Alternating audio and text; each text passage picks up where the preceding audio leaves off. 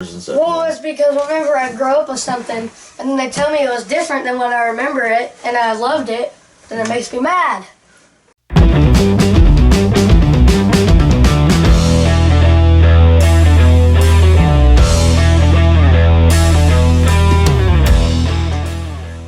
Hi, and welcome to Commentators React. My name's Michael. And I'm Hunter. Whew, that thing gives me a headache. And today we're reacting to a video from one of my favorite channels, Watch Mojo. They have some pretty good top 10s and stuff. This one happens to be on the Mandela Effect. So what do you know about the Mandela Effect, Hunter? So it's pretty much that everyone thought something was a certain way, but it was actually a different way the whole time. Okay, so, yeah, I know one thing was like the Bernstein Bears or Bearstein Bears. Yeah, it was Stein and not Steen. Yeah. So we're gonna go ahead and get into it here because it's a 15-minute long video, but Oh no! It was Stain and not Steen. Yeah. So maybe we'll find some in here that we never knew existed. A lot of them I think will be newer to you because most of you got to be up in age. I'm an 80s guy. I was born in 80, so you haven't had that much time here on Earth. 13 years, ain't? Right. Almost 14. Well, we'll see what you know. Here we go. What is real? Welcome to Watch Mojo, and today we're counting down our picks for the top 20 craziest examples of the Mandela Effect. For this list, we're looking into the strangest instances of collective false memories, otherwise known as the Mandela Effect. And no, this list isn't one itself. We did do a version of this already. We're just adding more entries. It's time to play around, George! Yeah.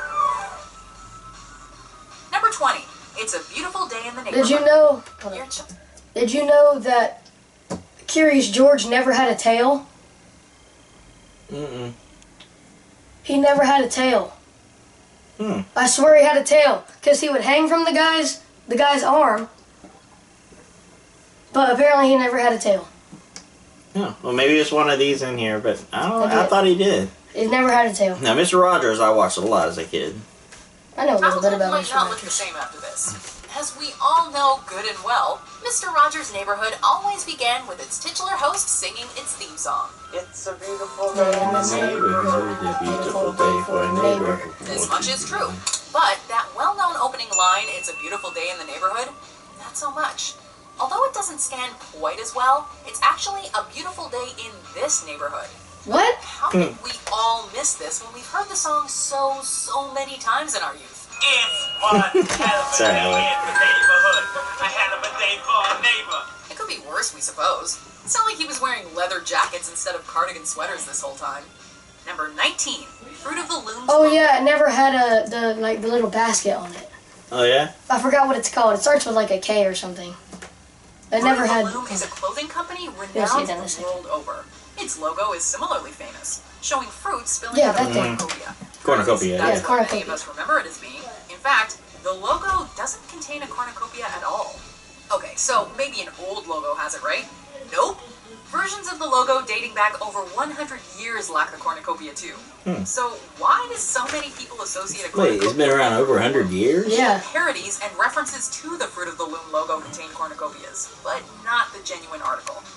Number 18, the Monopoly Man's Monocle. Oh yeah, The I know board game something about Monopoly this one. features a Monopoly mascot Excuse me. named Rich Uncle Pennybags, also known as the Monopoly Man or Mr. Monopoly. He's famous for his suit, top hat, and large mustache. But he never had a However, monocle. people are divided on whether or not he wears a monocle. Reality seems to favor that he doesn't, but our memories of this childhood game can't be false. Hey, Ventura, pet detective. And you must be the Monopoly guy. Even he Hey, sure Ventura. made a mistake. And he seems like he's got a good head on his shoulders. Could it be as simple as conflating the Monopoly Man with other rich fat cat mascots like Mr. Peanut? Or has someone brought up all our memories? Number 17, Sex in the City. This much I never watched that show, show so- Yeah, me neither. movies follow a group of 4 women and their love lives in New York City. I didn't feel a thing. It was like, hey babe, gotta go. Catch you later. And I completely forgot about him after that. But are you sure that that isn't just because... Actually, I did hear something about this one. Some people said that it was Sex in the City, but it was actually Sex and the City. Call you? However, strangely, there is is some disagreement on what its title is. Oh, well. Although some would swear up and down it's called Sex in the City, its title is actually Sex and the City. Now, the easy explanation is that people tend to slur the word "and" a lot, so that Sex and the City becomes Sex in the City. That makes it Really? makes However, sense. there also seems to be plenty of merch and newspaper headlines bearing the word "in" instead of "and." So what gives? Did reality go out for too many drinks with the girls? Number 16. Lucy has some splaining. Lucy. Got I some Love splaining Lucy to is a do. classic sitcom and among the most influential TV shows of all time. It's Ricky. Hi, Ricky. Hi, Rick. What's going on here? Why'd you slam the door in their face? Lucy's husband on the show, Ricky Ricardo, played by real-life husband Desi Arnaz, had a particularly memorable catchphrase. Lucy, you've got some splaining to do. Or did he? Lucy, you got some splaining to do. While Ricky frequently said the word "splain" in various contexts, he never says this exact quote, despite the supposed line being cited all over pop culture. I'm telling Lucy, you. you guys have splaining to do. It could just be a summation of Ricky's frustration with Lucy's antics distilled into a catchphrase that never was. Number 15, Oscar Meyer versus Oscar Mayer. Oh, An yeah. American meat company, Yeah, you want- Oscar Mayer has macaroni remained a has a fixture of version. pop culture thanks to its So recognizable yeah. logo, famous Wienermobile, and several catchy jingles. But its name is a source of some consternation, as a lot of people I always thought it was remember Meyer being spelled with M-E-Y-E-R, E's. but it was Yeah. M. Oh, it is? Yeah, it's A and not E. An Oscar Mayer wiener. That is what I truly like. I was just singing the song and I thought it was News M-E. clippings can even be Oh, seen yeah. spelling it M-E-Y-E-R. So, is it just a case of the is alternate it spelling being more common, Mayers? leading to misspellings? Or is it? My baloney has a first name. It's O-S-C-A-R. My baloney has a second name. It's M-A-Y-E-R. You'd think with one of its jingles having lyrics literally Yeah, I was even spelling out the singing it company's M-E name, in my it would be mind. Impossible to get it wrong. But there are those who swear the lyrics have changed since they were younger. Number 14. Oh. Mirror, Mirror on the Wall. I've heard about this one. In this seminal This one's Disney crazy. animated film, the villainously vain queen famously possesses a magic mirror. To call on it, she says, "Mirror, mirror on the wall, who is the fairest one of all?" Except that's not the line in the Disney movie. She says magic mirror on the wall. Who is the fairest one of all? In Snow White and the I mean, it Seven makes Dwarfs, sense, magic the queen mirror, says but magic mirror on the wall. This is a strange thought it was case mirror, because mirror the also. original Yeah, me too. fairy tale Everyone has the says- same mirror, mirror. It's just the Disney version that's different. Mirror, mirror on the wall, is this not the most perfect kingdom of them all? This could simply be a case where people are conflating the fairy tale and the Disney film, but even so, it's odd that something as popular and well-known as Snow White wouldn't be better remembered. Mirror, mirror on the wall, who's the fairest of them all? Number 13, Yeah. Curious George's Tale. Yep. Curious George is a monkey and the star of many children's books and television series. I watched them a lot when I was younger. Perfect The books. weather, huh? Given how long the character's been around, many are surprised to realize that he doesn't have a tail. After all, George is a monkey. He and looks most weird without a monkeys tail, have though. tails. I know. Apes generally don't, by the way. And Curious George is repeatedly referred to as a monkey. Could the common confusion between the two sets of primates be the root of this Mandela effect? Or has reality changed the features of George's posterior? Whatever the case, we are certainly curious to find out. Number 12, Mona Lisa's Smile. Oh, yeah, I know this The one Mona too. Lisa is arguably the most famous painting in the world, and has been discussed and dissected for half a millennium. From the strange phenomenon of her eyes appearing to follow you, to her enigmatic smile. However, for some, the latter is especially mysterious, since there are many who claim that she didn't used to be smiling at all. Granted, it might just be that those exposed to the painting at an early age got better at reading her expression. Still, that so many people could be confused about one of the most studied pieces of art ever made seems odd. Number 11. Hello, Clarice. When Dr. Hannibal Lecter greets Agent Clarice Starling I have from to ask the Jackie about this set, one. a lot of She's us a big remember him saying, Silence of the Lambs "Hello, fan." Clarice," in that chilling tone. After all, that's the quote that everyone references all over pop culture. Yeah. Good evening, Clarice. Yet, in reality, Dr. Lecter never says this quote in The Silence of the Lambs, even if he approximates it in the sequel. Is this Clarice? Oh, hello, Clarice. He says good morning to her, and even good evening, Clarice, but never that infamous quote. So, are people simply misquoting the film because hello works at all hours of the day? Or is there a more sinister explanation at work? Number 10. Pikachu's tail color. Oh, this one. Apparently he never had a black tip on his tail. I don't remember. I mean, my brain. I used to be a big Pokemon fan, and I know for a fact that he had a black tip on his tail. But apparently he didn't. With its image plastered on practically everything Pokemon, you'd think that its features would be burned into the brains of generations of adults and kids alike. But there are those who are convinced that Pikachu's tail, like its ears, used to have black on the end. Because of this misconception, there are plenty of images available that feature Pikachu with a black tail, so that could be to blame.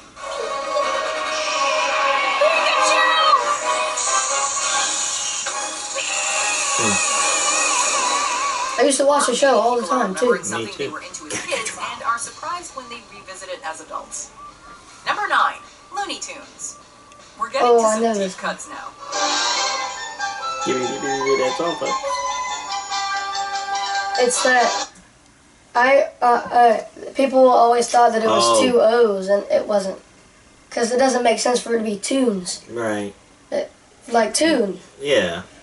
It doesn't make any sense. I always thought it was O-O and O-O. Me too. Huh. Looney Tunes is a franchise of Warner Brothers cartoons dating back to the early days of animation. Its characters are iconic to the medium and are practically as well known as those by rivals like Disney. Watch out, Doc. But, as famous as Looney Tunes is, there are some who believe its name's spelling is no longer the same. Some people remember its name as being Toons, T-O-O-N-S, as in cartoons, while the current spelling appears to be Tunes, T-U-N-E-S, as in a synonym for music. You're right, that doesn't make sense. The fact that its sister series is called Merry Melodies lends some weight to the musical spelling, and maybe. the fact that the words are homophones does mean confusion would be easy. Still, stranger things, right? Number 8, Tinkerbell writing the Disney logo. Oh, I remember something about this. Disneyland. When you wish upon a star. Considering how big Disney is, they sure have a lot of us misremembering their properties. During a lot of Disney animated features, the introduction usually features the Disney logo, with its iconic castle and the name in distinctive loopy handwriting. However, many fans seem to recall the character Tinkerbell from Peter Pan appearing in these intros. No. No. Although Tinkerbell has appeared in several variants of this sequence, a lot of us remember her using her wand to write out the word Disney before dotting the I with sparks. Despite many similar versions, none of them quite get it the way it's described. Yeah, okay, I'll push the thing. Chalk this one up to magic. Number 7, play it again, Sam. As one of the titans of cinema, Casablanca has a host You've never seen this, have you? What? Casablanca. To Yeah, we need to watch it and react to this. It's a really good movie. We'll always have Paris. yet one of its most quoted. And I've never seen it all the way actually through spoken myself. In the movie. The line "Play it again, Sam," a directive to the piano player to play as time goes by, is often associated with Humphrey Bogart's character Rick, yet he never says the words. Plan. Yes, Moses. A few lines come close, but the exact phrase is not in the movie. It could be that in the pre-home video days, people just misremembered the line. But still, you'd think a film buff like Woody Allen would know it, and he named a movie after a misquote. Number 6, Beam Me Up, Scotty. This line is as synonymous with Now, I watch Star as Trek Live Long and a Prosper. lot. It's just a little weird that no one My history teacher last year, or my civics teacher last year, he's a big Star Trek fan. in the show or films ever actually says it. Scotty, beam me up. Most often attributed to Captain Kirk, this exact phrase is not spoken by anyone in the franchise. Although, in fairness, similar wordings like "The Voyage Home, Scotty, beam me up" were used from time to time. Well, beam me up, Slappy. That's Scotty, sir. Geek test. Busted. But why does this misattribution have the omnipresence of Q? Do people just like the sound of it? Did someone tamper with our timeline? Or did a transporter accident send some of us into a mirror universe? Number 5, Nelson Mandela's death. This is the memory that gives the Mandela Effect its name. South African President Nelson Mandela spent 27 years in prison before being released in 1990. Or was he? A great number of people seem to remember Mandela dying in prison, and reading about this fact in textbooks or seeing it on the news. Even Mandela's actual death in 2013 from a respiratory infection did little to quell the uneasy feeling in people's minds that something about the world or their minds had been altered. Number 4.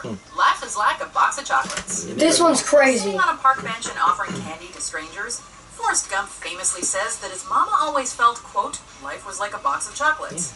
It's an iconic phrase. But Is it life is like a box of chocolates, or is it life was like a box of chocolates? Life is like, because you never know what you're going to get. So it wouldn't make sense if it was, because you already knew what happened. So life is a box of chocolates. You never know what you're going to get. when we're likely all guilty of misremembering. Life is a box of chocolates, Forrest. You never know what you're gonna get. In fact, his mama, and thus our simple hero, said that, quote, life is a box of chocolates. Yeah, It's so I was right perfectly on that plausible that people have merely altered the quote to be more general, and thus give it more currency, but it's still strange that we all get the most memorable line in the movie wrong. Life is like a box of chocolates. Mama doesn't say the quote like that in flashbacks. Number 3, Luke. Wait, so was I it am right or was it wrong? I don't know. That's why I said this one's crazy. They didn't come out and show what. So they said she says is. So what Yeah. does everybody say? They say was. I don't know. But this one is also weird. Oh, this one I know. Luke, I am your father. He never says Luke. Yeah, he never says Luke. I didn't believe it The either. immortal line is more immortal than you think. He told me you killed him. No. I am your father. Yeah, he says no. Everyone who's ever heard of Star Wars knows this quote. Yet in the actual film, Darth Vader says to Luke, "No, I am your father." Countless pop culture references and legions of dedicated Star Wars fans still manage to somehow get this quote wrong. You killed my father. No, was. I am your father. So what's the deal? Have we all just misquoted it because Luke provides more context? Or have some of us come to this reality from far, far away? Luke, I am your father. I miss Farley. This isn't the only Star Wars example of Oh. the Mandela Effect either. C-3PO's leg. Yeah, he had a silver silver leg. And I thought he was all gold. Just check it I out. had to go and rewatch the movies. Number 2, starring Sinbad, Shazam. Yeah, I've heard this Quick one. question. Who starred in the 90s movie about a genie? I am Kazam. Some of us correctly recall it being NBA star Shaquille O'Neal, who had a sporadic movie career throughout the 90s. However, others believe the star of the film in question was the comedian and actor Sinbad, who starred in a number of children's films during that same time period. Racism. That's what Jesse Jackson was talking about. Others also believe this non-existent film starring Sinbad was called Shazam rather than Kazam, which they claim is something else entirely. Are people conflating multiple movies in their minds? If only we had a genie to magically solve this mystery. Before we continue, be sure to subscribe to our channel and ring the bell to get notified about our latest videos. You have the option to be notified for occasional videos or all of them. If you're on your phone, make sure you go into your settings and switch on notifications. Number 1, the Berenstein Bears. You know that series of slightly saccharine children's books about a family of bears and the cartoons based off them? What were they called? The Berenstein Bears are remembered by many as part of their childhoods. It's the However, they aren't the Berenstain. Berenstein Bears at all. They're the Berenstain Bears. I thought it was. Berenstain Bears. The Berenstain Bears. My name's in The it though. easy explanation Yeah. is that names that end in Steen are far more common than those that end in Stain. And a lot of us were exposed to the stories as kids and misread or misheard the titles multiple times. Yeah, while some of us can shake it off, for others, this is a stain on reality. Do you agree with our picks? Check out So which ones were you most blown away about? It sounded like you were into like the Pokemon and the Star Wars and stuff. Well, it's because whenever I grow up with something and then they tell me it was different than when I remember it and I loved it, then it makes me mad. So what do you think's really going on? The whole thing is they're saying something's happened with like time travel or something. I It's think caused the some world change. ended and like whatever, and we all got put somewhere else. Okay. Some people believe there's like multiple dimensions that are colliding. That Yeah, like, they're merging. It's like whenever in the Cat in the Hat, when it leaks out into the world and they step in the house and the guy falls back. That scene, it's like that. It's merging. Or it could be like what I believe, and just everybody is thinking wrong. No, I'm not thinking wrong. Something's going on. It's the government. Alright, so you got something for us today? Verse of the day is Isaiah 7:14, and it says, "Therefore the Lord himself will give you a sign. The virgin will conceive and give birth to a son, and will call him Emmanuel." Alright, so the prophecy of Jesus being born to a virgin, and the Bible states, and if you believe it to be 100% true, that it happened. Mary was a virgin, and Jesus was born of a virgin. All the way up, every prophecy was fulfilled, all the way to him dying on the cross, giving up his life, and having no bones broken. And I mean, everything in between. We get ready to celebrate Jesus Christ's birth this coming up 25th. So just like we do every year. And just like we had a service tonight, and we talk about it all the time at our church, you know, the 25th of December is not Jesus' birthday. You know what's weird? I'm 13 years old, but it's going to be my 14th Christmas. Yeah. But we choose to celebrate I just Christmas thought on of the that, I'm 25th of December. So it's just a date we choose to celebrate his birth. We truly celebrate him each and every day. But for Christmas' sake, or Christ Mass, having Mass for Jesus Christ's birth, we choose the 25th of December. So from Michael. Power on. Gabagood. Bluetooth pairing mode. Alright, so leave us a comment and let us know what you think. What was... And Hunter. I was going to do it again. So leave us a comment down below and let us know which Mandela Effect y'all are surprised about if you haven't heard any of them. And if you had some that we didn't get to see, leave a comment about that. I'm interested in knowing. I mean, this is, and you have an idea of what it really is that's happening, let us know about that too. Anything else you would say? I don't know. Alright, so for Michael. And Hunter. Ooh, the headache. Together we are Commentating critics. Have a good day. Oh, hold on. No.